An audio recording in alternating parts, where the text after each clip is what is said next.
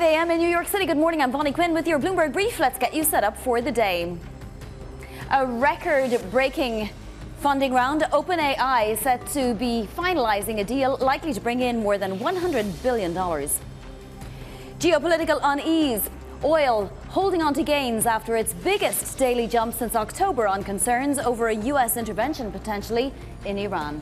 And the latest Fed minutes reveal officials wary of rate cuts, with some even suggesting a hike if inflation remains high.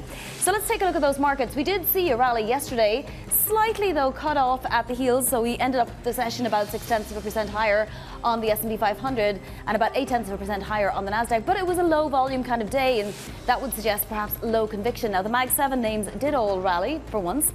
Today, though, it's a different picture. We look like we might actually be on the decline at the open in just a few hours. Let's take a look at the bond universe, because we obviously saw that huge move last week, and we're not seeing too much of a reversal of that. Even after the minutes yesterday threw the markets a little bit of a curveball. I'm not sure anyone was really expecting that much hawkishness in there, but it's clear the Fed is less concerned about the labour market now than it was just a couple of months ago. As Paul Donovan of UBS said this morning, and I quote him quite frequently because his note comes in just a little before the show, but he said, look, the Fed will either raise rates, stand pat, or lower rates. It's still all up for grabs. 2-year yield 4.2699 and the 30-year yield back above 4.70. All right, let's get to some individual market movers now. Over to London and Abir Abu Omar. Abir. Good morning, Vonnie. Starting with one that you would know I'm particularly excited about because of the potential online shopping, and that's eBay. That's up quite a bit this morning, 8%, and that's on the back of robust results yesterday, but also on the back of a deal, a $1.2 billion deal to buy a second-hand marketplace, Depop, from Etsy. So investors are looking positively at this news. Stock is up in the pre-market. Moving on to car sellers, Carvana is down quite a bit this morning, almost 17% down, 16.4% down. It's trimming some of those losses, but it's up because the company is simply trying to grow too fast. Now, the CEO did come up and acknowledge that they're trying to grow too fast, that had led or can lead in some times to backsliding, and that's taking a toll on the stock this morning. And then finally, DoorDash, food delivery. DoorDash is reacting pretty positively to earnings yesterday on the back of robust order growth forecasts, Vonnie, and that is interesting after results we've seen from Uber a couple of weeks ago and the impact that Uber Eats has had from rivals like DoorDash, up 12% in the pre-market. Vonnie. Yeah, a huge move there, perhaps a little bit unexpected. Abir, thank you so much, Abir Abu Omar. We also got results from Airbus. Shares are lower on disappointing delivery guidance. We're going to be speaking with CEO Guillaume Faury later this hour. That's at 5:10 Eastern. Plus, Jordan Rochester of Mizuho joins as we look ahead to the jobless claims data and more.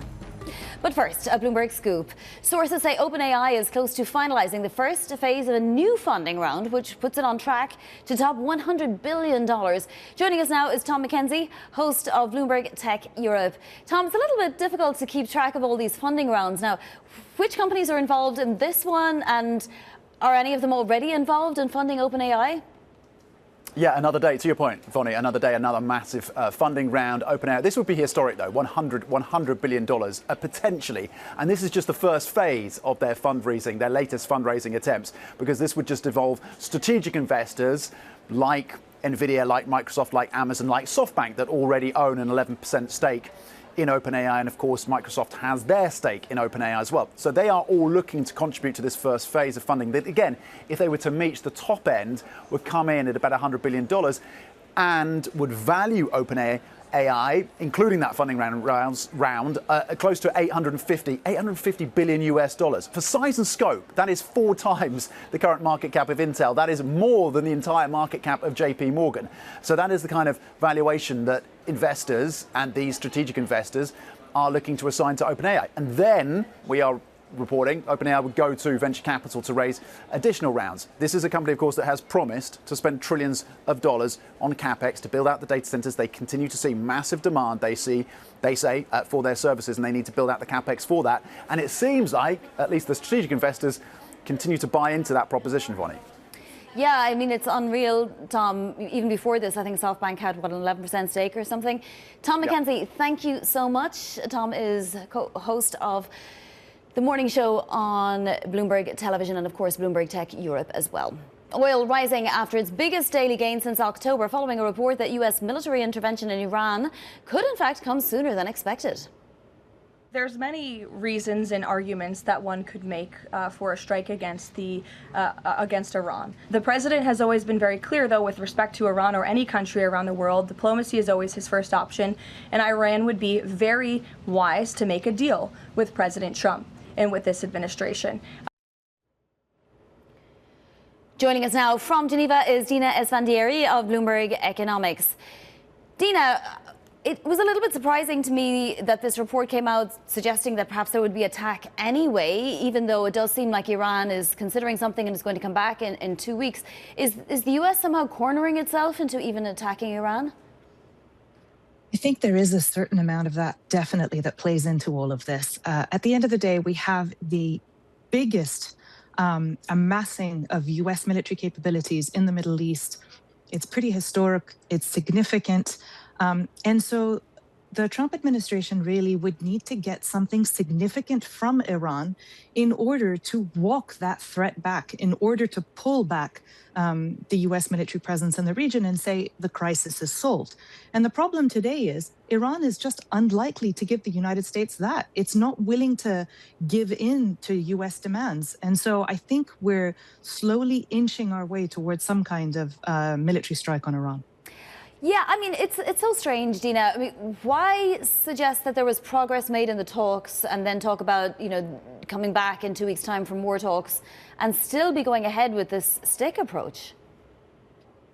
Because I think both sides don't want to go to war. The chance of escalation, the chance of things quickly getting out of hand in the Middle East really is quite high once that first U.S. missile hits Iran. Iran feels itself cornered right now. It's in a particularly vulnerable time, both in the region but also domestically. And so I think many Iranian officials see this moment as existential, which means if they face the U.S. threat, they're likely to escalate, the opposite of what they did last time, which was a very symbolic, limited retaliation to the U.S. and Israeli strikes last June. If they escalate, then this is when things get out of hand. And I think President Trump wants to teach the Iranians a lesson, but he also doesn't want to find himself in a situation where the United States is in yet another long, drawn-out war in the Middle East, where it's struggling to protect its allies and regional oil and energy infrastructure. Yeah, well, the oil markets are certainly taking a lot of interest in this. Dina, thank you so much. That is Dina Esfandiari of Bloomberg Economics. The January Fed minutes revealing a hawkish tilt. Officials appeared wary of easing monetary policy, with several suggesting a rate hike if inflation remains stubbornly high. For more, let's bring in Bloomberg's Ven Ram. Ven, how much of a surprise was this? And if you really look at the language, how much of a tilt is this?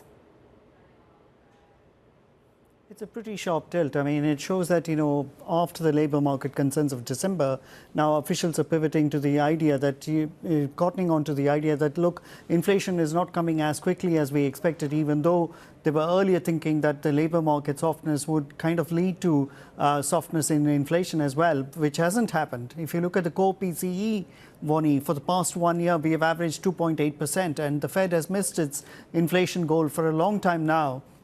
So I think that the Fed officials are right to be worried here about, how sticky inflation is. And therefore, it's not a surprise that they are thinking that they may even need to raise rates from the current levels, albeit it's going to be difficult with the new Fed to be raising rates anytime soon. Then, what led us astray? Because before the end of the year, there was a lot of concern about the labour market, and there was maybe less concern about inflation.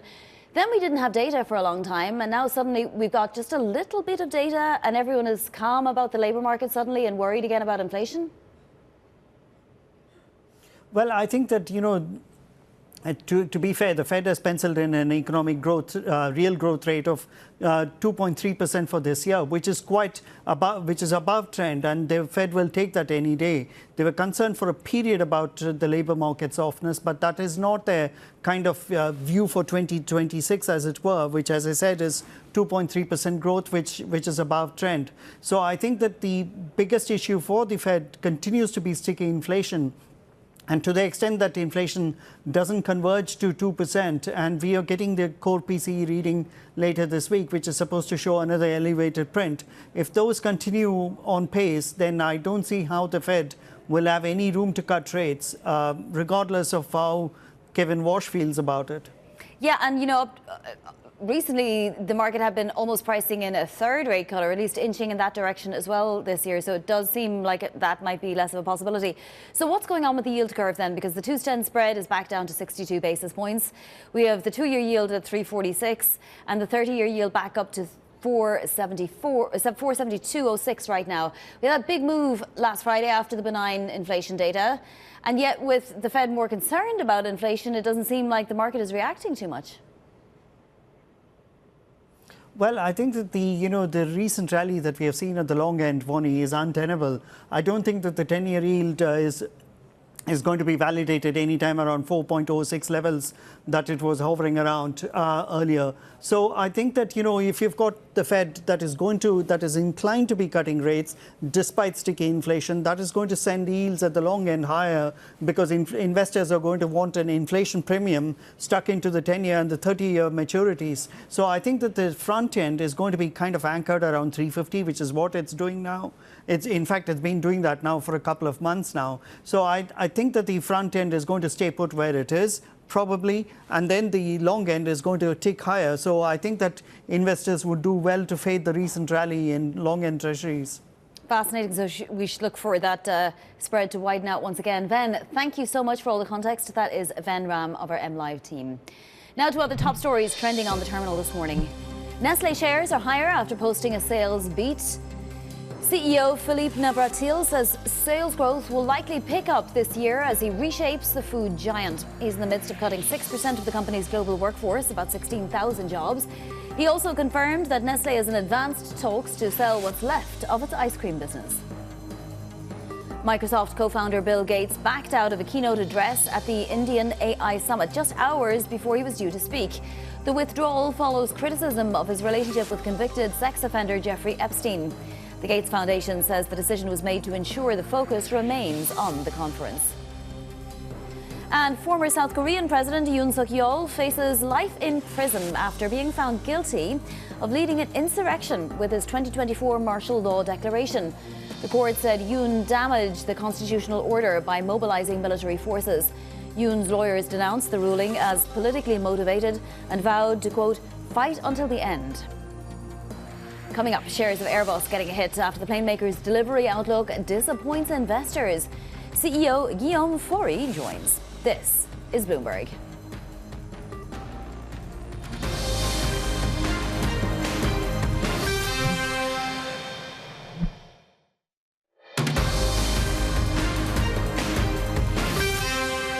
This is Bloomberg Brief. I'm Bonnie Quinn in New York. Time now for your front page news. First up, the Washington Post reporting a new DHS memo outlined a plan to detain refugees for further vetting. The memo rescinds a 2010 memo that says failing to apply for residency status within a year of living in the U.S. is not a basis for detaining refugees who entered legally. Now, the Post says the policy shift upends decades of protections and puts tens of thousands of people who entered during the Biden administration at risk. Next up, the Financial Times reporting the International Monetary Fund has called for China to slash state support for industry as international concerns mount about overcapacity. The fund estimated China spends about 4% of its GDP subsidizing companies in critical sectors and said it should reduce that by 2 percentage points in the medium term. China's global trade surplus in goods surpassed $1 trillion last year. And finally, the Wall Street Journal is saying social media bans for young people are gaining momentum worldwide.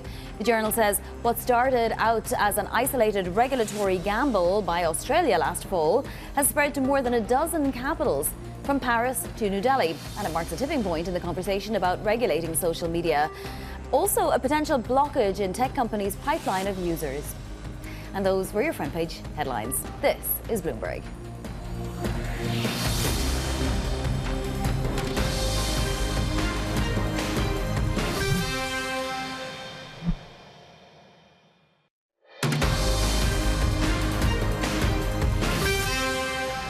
This is Bloomberg Brief. I'm Bonnie Quinn in New York. Shares of Airbus sliding after a weaker than expected 2026 delivery guidance. Bloomberg opening trade co-anchor Guy Johnson is with CEO Guillaume Faury. Guy. Bonnie, thank you very much indeed. Yes, this is an issue that surrounds the A320 family, the Pratt & Whitney engines that power that aircraft and the lack of availability of them. Airbus now talking about delivering 870 aircraft this year. Guillaume, good morning. 870 is significantly below where the market thought you would be this year. If you didn't have this Pratt & Whitney engine issue, how many do you think you would have been producing in 2026? Yeah, good morning, Guy. Indeed, it's a quite frustrating situation to be in. We were expecting a much higher level of deliveries for 2026, and we have to guide to 870, which is still 77 aircraft more than what we delivered in 2025. But it would have started with a 9 because we have the ramp-up ongoing on all programs. And we have the potential to do much more than these 870, but we need engines.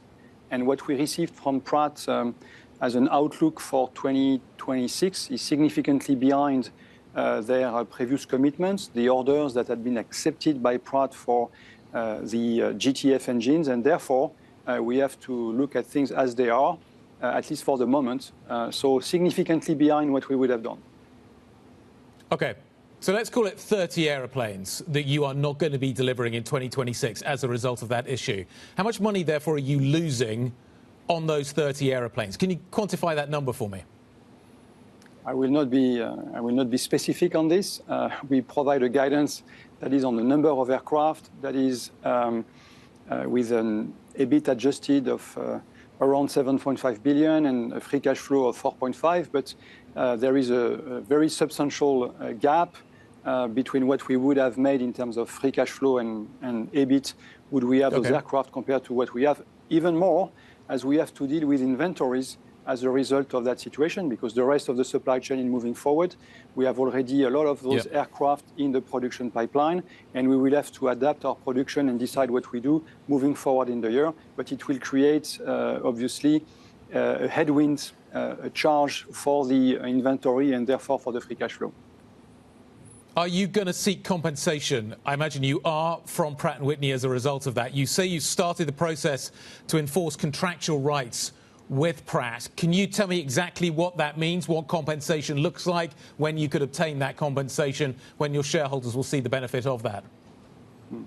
Well, we have a contract with Pratt & Whitney, and we are enforcing the contractual rights we have. So we have initiated a dispute with Pratt & Whitney. We don't intend to report on the steps that we are making with them and on the puts and takes of the negotiation, but we are indeed pursuing enforcement of our contractual rights.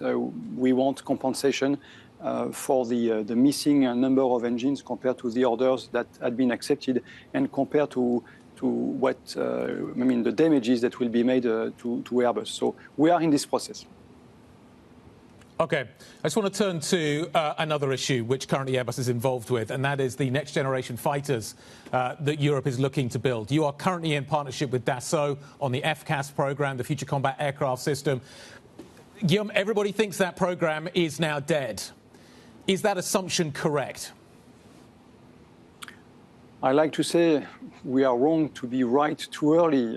It's just to share with you the fact that we're in a difficult place, moving from phase 1B to phase 2 on one pillar of the Future Combat Air System, which has a lot of pillars. The pillar is the so-called next generation fighter, where we are contracted by Germany and Spain for a cooperation with France, where Dassault is the industrial partner that has been selected by France. And the transition from phase 1B to phase 2 is currently a matter of a lot of negotiation on the governance and also on the way the product that would be manufactured jointly would respond to the requirements of the different contracting bodies, meaning the government. So this is now a matter that is between governments to decide how we move forward. We're responding as good as we can on the requirements, but I don't want to comment more on what will be the way forward. It's not completely if in my it hands. falls apart, okay, let me just kind of just push you a little bit on that. If it falls apart, the talk is that we're going to have a two-aircraft solution, and I understand that two-aircraft solution involves Airbus working potentially with Saab. Is that correct thinking, that you would go down that route, potentially working with Saab on its aircraft, next-generation aircraft, or would you continue to work with Dassault in some shape or form? Guy, it's very premature to comment on what the way forward would look like. We're still transitioning from phase 1B to phase 2. The partners around the table are the ones that have been mentioned before. And would it go to a two-fighter scenario? Then it depends very much on what the rest of the FCAS would look like. In a FCAS program, when the parties, Germany, France, Spain, stay together, where the other pillars, the engine, the combat cloud, the sensors, the remote carriers continue to be in this shape or form, in this partnership, it's likely that the two-fighter scenario that we hear about, we would be in charge of one of the two. Okay. Now, is it an opportunity to reopen or to open to other partners? That belongs very much to the customers, to the ones that are contracting this program, and therefore I can't comment on this. Okay, Guillaume, great to catch up. Thank you very much indeed. The CEO of Airbus. The brief continues after this.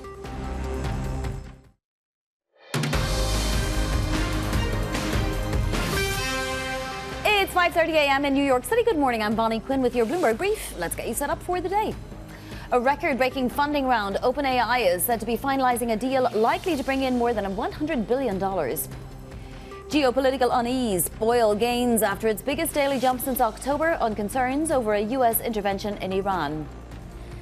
And the latest Fed minutes reveal officials wary of rate cuts, with some even suggesting a hike if inflation remains high.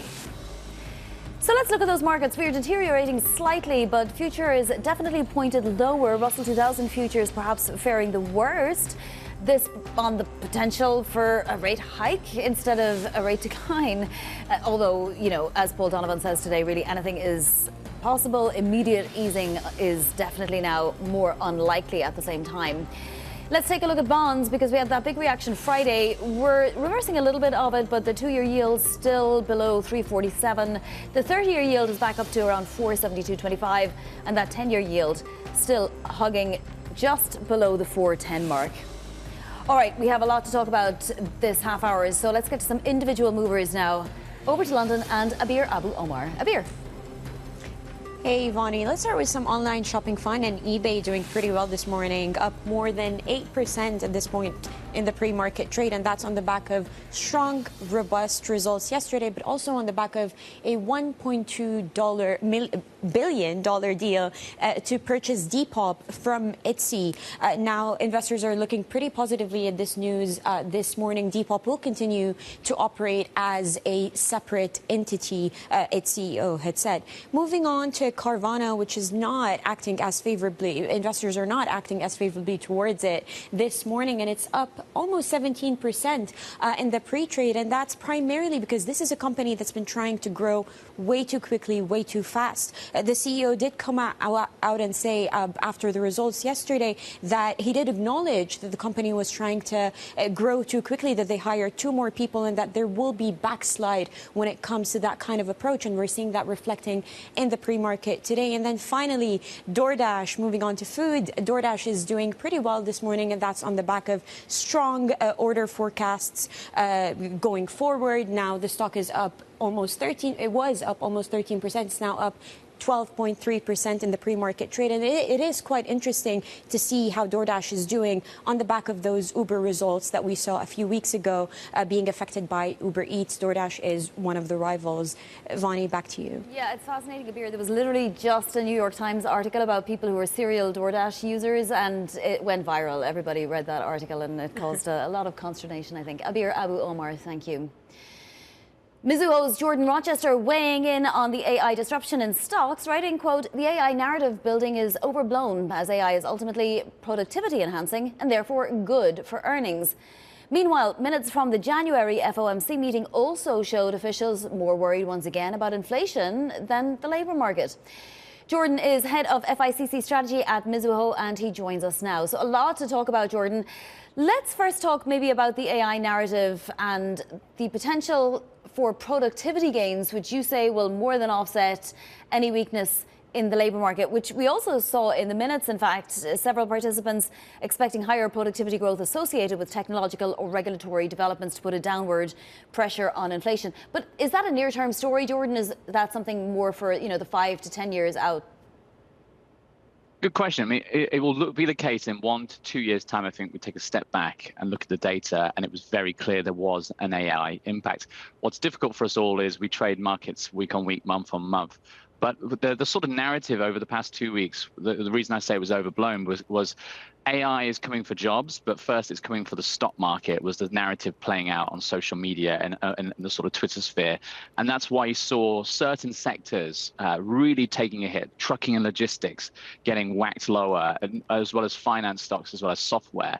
Now, there's some absolute clear reasons why software might underperform versus hardware. Hardware is the clear outperformer in the AI race. But for the overall risk sentiment, I think that what we had seen was this started to feed through to interest rates, and we saw a dramatic decline in US rates on the back of this narrative.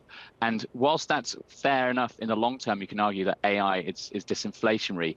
It also runs against the grain of what's been happening in US data, which has been pretty fantastic in terms of the NFP data was pretty healthy. The CPI, we could argue, there was clear signs of weakness if you look at goods prices dragged down by used cars, but there's also strength in services. So it was kind of a wash. And I think what the Federal Reserve officials are responding to in a minute is that sort of rebound we saw in NFP and the fact that unemployment isn't going up anymore.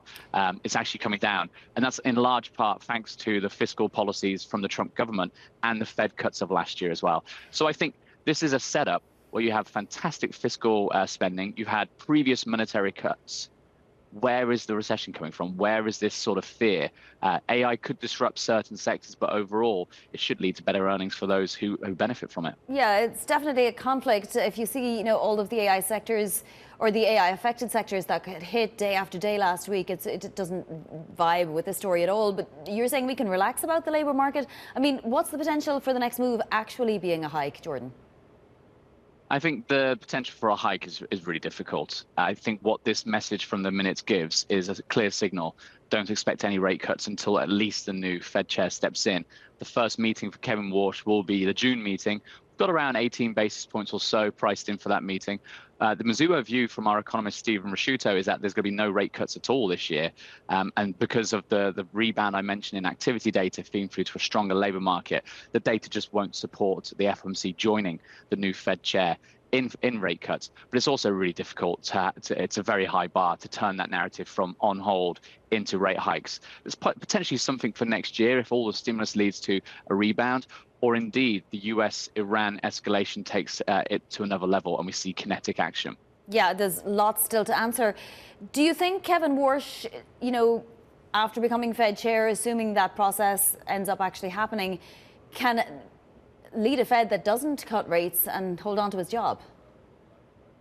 We all know the sort of interview process that he probably went through. The first and probably most important question was, will you support rate cuts? Okay, you've got the job. But the problem for the Fed chair and any Fed chair is you have to convince the rest of the FOMC.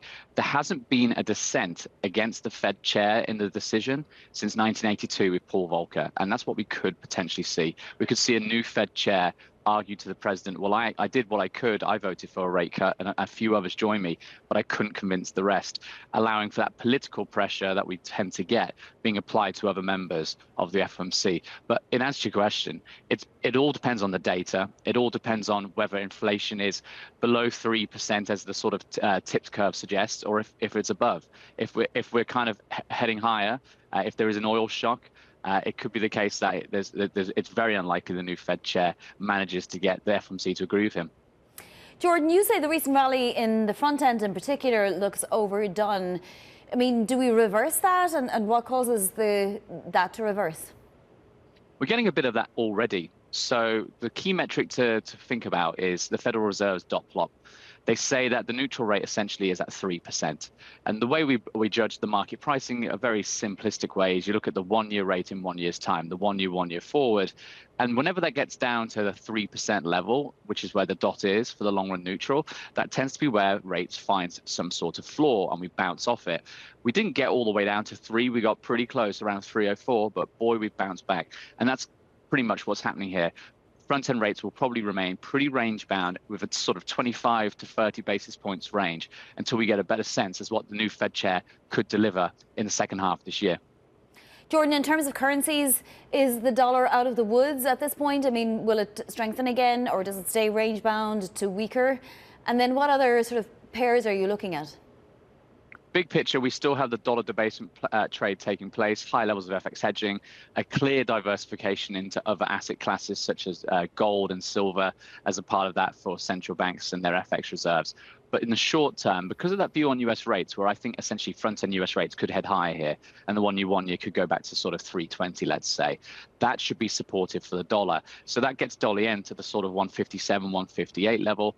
For euro dollar and cable, it's easier to be short the pound rather than the euro right now, given the front end has also rallied too much in the euro area as well. Where in the UK, we can see the front end rates heading lower, supporting a weaker currency. So if I was to look for some short-term tactical dollar expressions, it would be long dollar yen, just very briefly to the sort of 157, 158 level if we get back there, and short cable as well. All right, short cable, short, long dollar yen. Jordan, thank you so much. Jordan Rochester of Mizuho. Now to other top stories trending on the terminal this morning. The BBC is reporting that Andrew Mountbatten Windsor, the brother of the UK's King Charles, has been arrested on suspicion of misconduct in public office. This after further details of his relationship with convicted sex offender Jeffrey Epstein emerged. Thames Valley Police confirmed that the force had opened an investigation into an offence of misconduct in public office. Meantime, Microsoft co-founder Bill Gates backed out of a keynote address at the Indian AI summit just hours before he was due to speak. The withdrawal follows criticism of his relationship with Epstein. The Gates Foundation says the decision was made to ensure the focus remains on the conference. French President Emmanuel Macron said one of his priorities for the G7 presidency will be protecting children from the harmful effects of social media and AI. He called on India's Prime Minister Narendra Modi to join the initiative. Macron spoke at the India AI Summit in New Delhi. France holds the rotating presidency of the G7 in 2026. Coming up, ramping up pressure, more on the report of a possible US military intervention in Iran. Next, this is Bloomberg.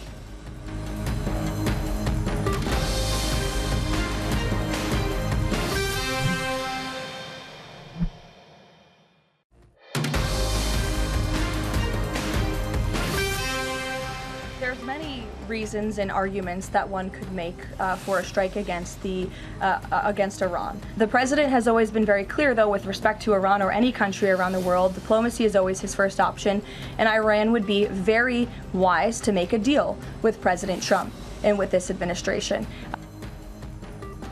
Oil gaining on uncertainties around the conflict between Washington and Tehran. This after Axios reported that a US military intervention could come sooner than expected and would likely involve a weeks-long campaign.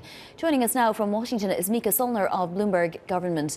Mika, I think this is quite disturbing because we weren't prepared for, a weeks-long campaign.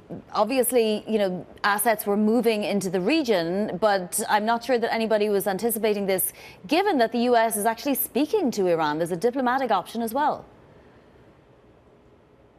Yes, absolutely, Bonnie. And those diplomatic talks are still ongoing. But we're seeing more and more escalation here between the Trump administration and Iranian leaders. The White House clearly warned that, there's an argument to be made to make a strike. And I think that officials are preparing to do so as early as this weekend. Now, there's an indication that that's not going to happen just yet. And the president has undecided on whether to do so. But the stakes are extremely high, with the Iranian Ayatollah saying that he's prepared to strike warships as well. Yeah, I mean, look, the Trump administration makes decisions, right? And sometimes they are very unanticipated decisions by the rest of us. At the same time, if there were to be a strike and it were to last a while, we know that Iran would counterattack. They've said it, and it could pull us into a very protracted kind of situation. And at the same time, it would scupper talks, presumably, right? Absolutely. And Iran has been very clear that they don't want to essentially be ruled by the United States on what they want in terms of the total dismantlement of their nuclear program. So there's a lot to be worked out there. I think there's a long way to go. The White House has indicated that both sides are still very far apart on a diplomatic path to the nuclear talks. So we're going to see what happens here. But tensions are very, very high between the U.S. and Iran right now. Yes, and I suppose it doesn't hurt that Iran hears that the US is preparing for this at the very least. What about Syria? Because we now have the reports that the US is pulling its forces from Syria. The new government is exerting control and the US is out. Yes, I mean, this is a very interesting development. The U.S. has had a presence for over a decade now in Syria. And I think that this is an indicator that President Trump really wants to work with the new Syrian leaders who have committed and essentially the president has put trust in them that they can handle the rise of ISIS and terror threats in the region, which the administration has been very bullish on. We saw these strikes across Africa, too, in December, and that they know that if there wasn't that level of trust here in the new government, that this wouldn't be happening. All right, Mika, thank you so much for bringing us up to speed on everything Washington, D.C. related. Mika Solner of Bloomberg Government. Turning to technology now, Bloomberg learning that OpenAI is on track for a record-breaking funding round that could bring in more than $100 billion as it comes close to finalizing its first phase. Joining us now is Matt Bloxham of Bloomberg Intelligence. Hard to wrap your head around all these numbers, Matt, but this once again brings OpenAI's total valuation to an even higher range. What does all this money mean? Yeah, I mean, it's a big number, it's $100 billion. And if you put it into context of the money that OpenAI has raised cumulatively so far, that's about $60 billion. So it would draw all the money that they've raised so far. And the big backers in this round are Amazon, which is penciled in for about $50 billion, SoftBank for $30 billion, and Nvidia for $20 billion. I think there is a degree of that kind of whole circularity issue that we were talking about quite a bit a few months back, because I think Amazon in particular is looking for OpenAI to make greater use of its platforms and technology. So to some degree, that money might be finding its way back to Amazon. And I think it's a similar situation for Nvidia. Building out data centers for AI is hugely expensive. It can cost anywhere between $50 and $80 billion to bring on another gigawatt of IT compute capacity. So this is huge stakes. But just really the kind of tip of the iceberg in terms of what's planned. Potentially OpenAI spending trillions of dollars to build out that capacity over time. And I guess with this new funding round, it also brings OpenAI's, valuation on paper at least to $850 million. Yeah, that's right. It's a big number, isn't it? And obviously, the company is looking potentially at an IPO maybe later this year, and obviously their rival Anthropic is too. So it's kind of interesting, kind of puts into context, the huge valuations of these businesses. And if you look at then SpaceX, which is kind of now a kind of rocket/AI company, that's looking for a valuation of maybe kind of as much as $1.5 trillion. So these are big, big numbers. Matt, can I ask you about DeepMind's CEO warning of risks from AI? He's calling for global cooperation. I mean, I'm not sure that that's fully a dream that will be realized, but what exactly is he saying? Yeah, I think he kind of calls out a couple of risks, and probably one of the most significant things is that the more we automate things through AI and through agentic AI, the more we kind of lose control of what it's doing, and the more we potentially expose existing technology systems to risks, cybersecurity risks and other risks. So there could be a huge amount of unintended consequences from the kind of next phase of AI, which is really about agentic AI, essentially telling bits of the technology to go off and do tasks for you. So I think it's I think a responsible risk to be flagging, and that we banks shouldn't just let this technology unleash without some kind of guardrails. Otherwise, we could be all sorts of seeing lots of problems. It kind of links back to some of the stuff we were talking about yesterday with Palo Alto Networks, that there's a huge opportunity for those cybersecurity companies to kind of put in place additional systems that are needed to safeguard the deployment and evolution of AI. All right, well, with everybody trying to compete with each other to get better than the rest at AI, I'm not sure that global cooperation is really going to materialize, but we'll see. Matt, thank you so much. Matt Bloxham of Bloomberg Intelligence. Earnings do continue. A few stragglers left. Walmart set to report before the opening bell. Andrea Felstead of Bloomberg Opinion joins now. Andrea, it used to be that Alcoa was the bellwether and you'd get that sort of very early on in the earnings season. I feel like Walmart is more of a bellwether for the US economy and consumer these days, and we're getting it at the end of earnings season. What should we anticipate? Well, obviously, we'll be looking at what they say about the consumer, given those worries over the jobs market, consumers' fragility, but also, as you were talking about AI earlier, Walmart's really it's betting a lot on AI, and it's driving its valuation. So I think investors will be looking to see what the new CEO, John Furner, has to say about its investments and what a difference they're making. So the shares have been, faring fairly well. And, I'm curious, is that on the fundamentals, or is that also on the fact that there's a new CEO, he needs to sort of put in place some kind of a strategic plan and carry it out that includes AI? I think it's a lot being driven by the AI trade. Walmart really, I mean, he's been appointed to lead Walmart into the next phase of AI transformation. He's set out his management team with lots of focus on e-commerce. Walmart was really left behind in the first phase of e-commerce. So it's understandable it doesn't want to be left behind this time round. So I think that bet on what is expected to be a big driver of e-commerce sales is also bolstering the valuation. Yeah, it's going to be a fascinating conference call because we haven't really had the stimulus from the tax returns or the one big beautiful bill yet. So this will be one of the final quarters where we'll see how the consumer is really faring without all of that. Andrea, thank you so much. That's Bloomberg's Andrea Felstead. Coming up, more earnings and jobs data on deck in your day ahead. Next, this is Bloomberg.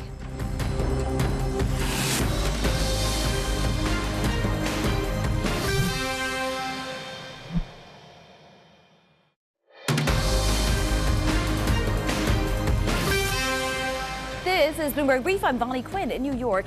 Now, a look at what's ahead today. First up, of course, we have those Walmart earnings, but we also get Deere and Etsy all reporting before the opening bell.